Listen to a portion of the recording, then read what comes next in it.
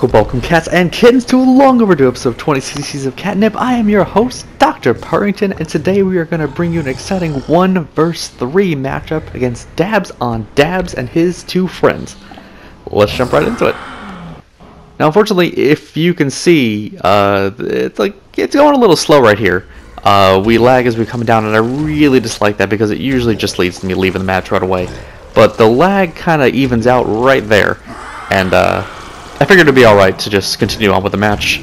I didn't think it was slow enough that it was going to severely impact me, but I've had matches before where that really kind of pushes the limit of how fast or slow the Night Hunter can go, so it's take it or leave it. Thankfully, they do have precautions in place for this kind of instance. If the hunter has not interacted with the humans in any way yet, you can leave the match, and it just counts as an abort, regardless of how you leave, and then it doesn't affect anybody's record. So no win or loss if you jump in and it's way too laggy for you to play. Now, I did see the Dabs was kind of AFK in the safe house, so I did want to give them a little time, but now both of my spits are completely charged, and I'm just wasting time at this point, so I come down and try and get a nice horde ground pound, which I do manage to get off, but Dabs returns to the game just in time to boom me in the face. Kind of just fly up here to get out of the way, and I like this.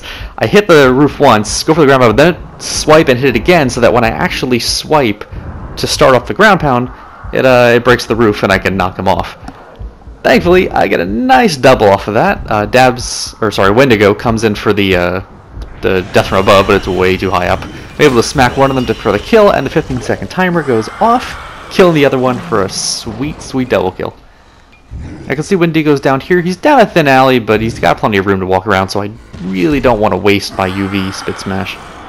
Those things are pretty important, especially in 3 vs 1, because you really just want to be able to hit people directly and definitely, no matter what you're going to be using. So I'm going to pop my way right on out of here, fly around a bit. I see that they got back together, so there's really no reason for me to stay down there.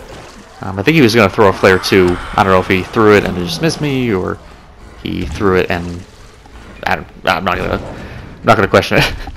So I do see them down here. Let's do some fire and flames here for a second. I want to go in for the spit smash. I actually whiff it, which is just awful, and then get booted right in the head. But it actually leads to a nice triple horde. They are going to go back up onto that warehouse. Unfortunately for them, warehouses are not safe from horde zombies. There is a connection between the bridge and the warehouse, and as you'll see here, there's a couple of zombies already up there, and boom! One more double for the match. Double number 2. Absolutely love it. His friend is going to go in there and try to save him. I only got 26 health left, so this really wasn't that smart, but I do manage to get the ground pound, and it's just long enough for both humans to die before they can get revived. So we're already 4 in without one nest being killed. I am ecstatic about that, because I love starting out matches ahead.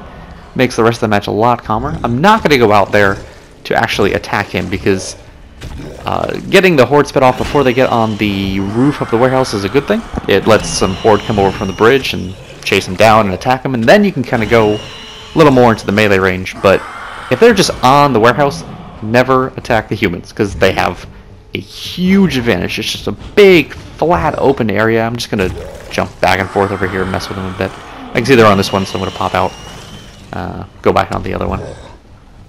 But yeah, never just attack humans on the warehouse, unless, you know, it's match dependent, like if there's only one kill left or something like that. So you can see Little's kind of alone here. They just go in for the horde spit smash. I know he's the only guy out here, but again, it's really important to get definite spits in these kind of games. And if you have a spit smash and you have the ability to use it. You know, just get a definite effect off. Going for the pounce so I can distract him. He does manage to die, and it's a 3rd double kill for the match. In comes, I believe that's Dabs for the revive. Yep, no, is it? Yep, Dabs on Dabs. So, in he comes, and he does manage to kill me. I wanted to smash him into the spikes right there, but I did whiff it. Thankfully, the 15-second timer runs out just as he gets to his friend. I kind of wasted a UV suppression spit over there. I thought I was going to hit the guy. Actually, I think I thought I was using the horde spit. Because the horde can't get someone even if you're down. They just don't blow up. But it does protect the Does protect the humans. Sorry, just protect the dead humans from being revived every once in a while. But yeah, I royally whiffed that ground pound. He dodged at the exact perfect time. And there was a spike right behind him too, so that really pisses me off. But we're just gonna jump right back into it. Target Dabs for some revenge. I'm going for the fake ground pound here so I can try and get a spit off, but I do manage to miss it, which it looks like it goes right through his legs, so that kind of sucks. Wendigo comes in for a nice boot to my face. I'm going to fly back up to this this building right here, which is a great place to be, by the way, if the nests are actually down in this area, but they're not, so it's a bit of a bad place to be, actually. Quite too far away from them. Now, I don't have a UV block, so this was a really terrible move, honestly, but Little had so little health, and I was too tempted. Had to go down there and fight him. Really just wanted to kill him. But as you can see, another boot to the head. Wendigo has a knack for putting his feet in my face. Don't like it. Thankfully, that drop kick gets whiffed, because that would have killed me very definitely. Maybe, actually. I have about 59 health. I might have lived with 9 health if it's a third. Either way, I managed to get the UV off. I hit Wendigo a couple times, but it wasn't Fokker, so he's still got very little health, but it'll regenerate a little bit after time. So, kind of missed that opportunity, unfortunately.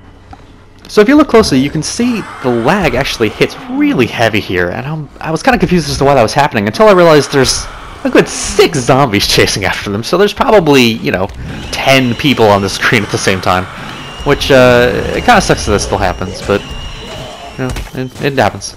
I go for the spit here. I'm not really sure how it didn't hit anybody, but there's zombies attacking Dabs here and me at the same time. I go ahead and interrupt his heal, and me and the zombies get together and just combo attack him to death. Get a nice boot to the head again by Wendigo. This guy loves doing that. Go ahead and go for the tackle. Even if I miss, I'm just going to run right into my my group of zombies, and they're going to be able to stop me so I can spin around real quick and just ground pound again. So I see him coming up to the bridge, and I want to intercept, but I guess the grappling hook fails, and he just kind of falls off. It happens. I want to get my health back before I jump down, so I wait a little bit, then going for a nice spit stick here. Get the horde spit off.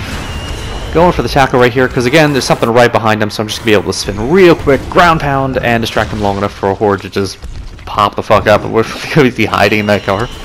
Where did he even come from? So going for the kill. You know, even if someone's attacking me right now, it's much better to just get the definite kill so that it's, you know, counted on the kill counter.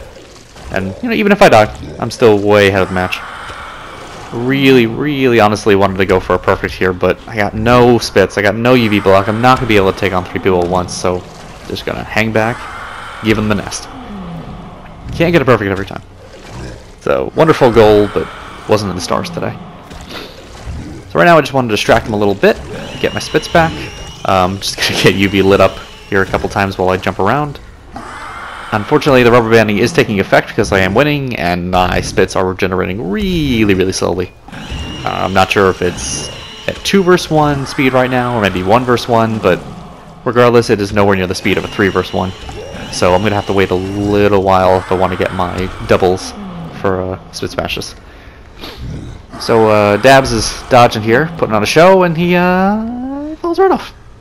I don't know what he was trying to do. I guess he was trying to dodge so that I wouldn't be spitting at him, but you gotta be careful on those things because they are thin and they are dangerous.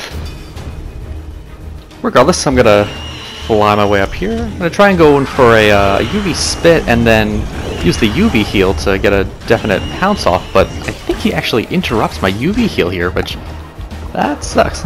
I didn't know you could do that. But I guess that's how it works.